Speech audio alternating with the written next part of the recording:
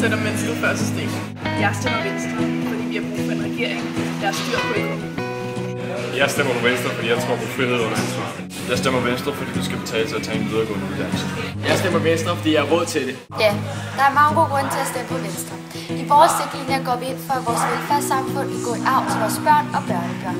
Vi vil have et velfærdssamfund, der fortsat kan være verdens bedste.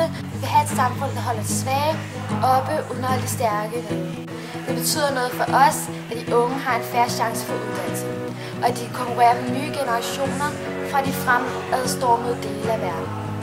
Høje skatter og afgifter er skadeligt for væksten og virkelysten i samfundet, og er en trussel for mulighederne for at sikre varig velfærd. Venstre vil have et samfund med lavere skat, det vil sige flere penge til dig.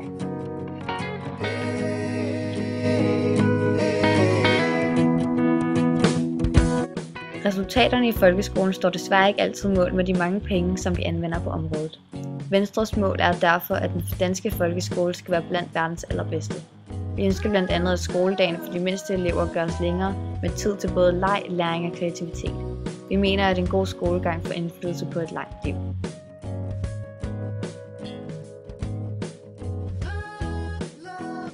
Vi har brug for et konkurrenceklart samfund med udenlandsk arbejdskraft og internationale virksomheder. Vi vil have Danmark aktivt i verden. Det er vigtigt for Venstre, at Danmark tager ansvar uden for vores grænser og drager omsorg for vores medmenneskers frihed, sikkerhed og tryghed. Danmark skal deltage aktivt i løsningen af de globale udfordringer. Det gælder både i forhold til at bidrage via vores udviklingsbistand, men til tider også i form af militære bidrag. Derfor har vi blandt andet medvirket til at sende soldater til Afghanistan, Kosovo og Libanon samt Adenbugten. For at hindre terrorisme, for at sikre fred og for at hæmme pirateri, der også har ramt den danske handelsflåde.